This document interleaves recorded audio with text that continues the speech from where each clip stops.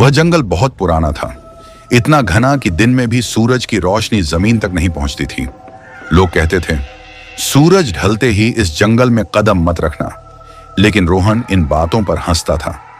रोहन और उसके 3 दोस्त अमन, दीपक और साहिल शहर से दूर कैंपिंग के लिए निकले थे। उनकी गाड़ी शाम 7:30 पर जंगल के बीच खराब हो गई। चारों ने सोचा एक रात यहीं काट लेते हैं, सुबह निकल जाएंगे। जैसे ही अंधेरा घिरा, जंगल की आवाजें बदलने लगी। झिंगुरों की आवाज तेज हो गई। कभी कभी ऐसा लगता जैसे कोई दूर से नाम लेकर पुकार रहा हो। रोहन।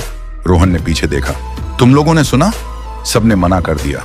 रात 11:45 वे आग के पास बैठे बातें कर रहे थे। अचानक आग की लौ एक पल में बुझ गई। पूरा अंधेरा।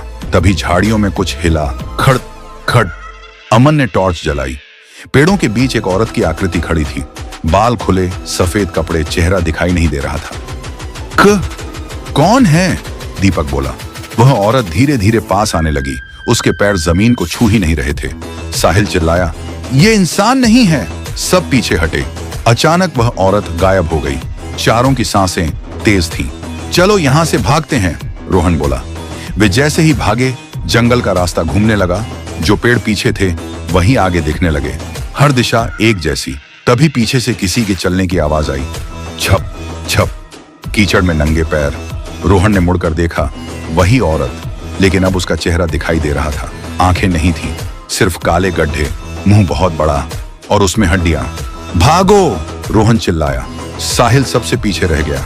अचानक उसकी चीख गूंजी, रोहन बचा ले! सब रुक गए। पीछे देखा, साहिल गायब था। जंगल फिर शांत। अब सिर्फ 3 बचे थे।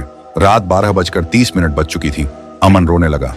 ये जंगल हमें जाने नहीं देगा। तभी पेड़ों के ऊपर से आवाज आई, जो मेरा है वही रहेगा।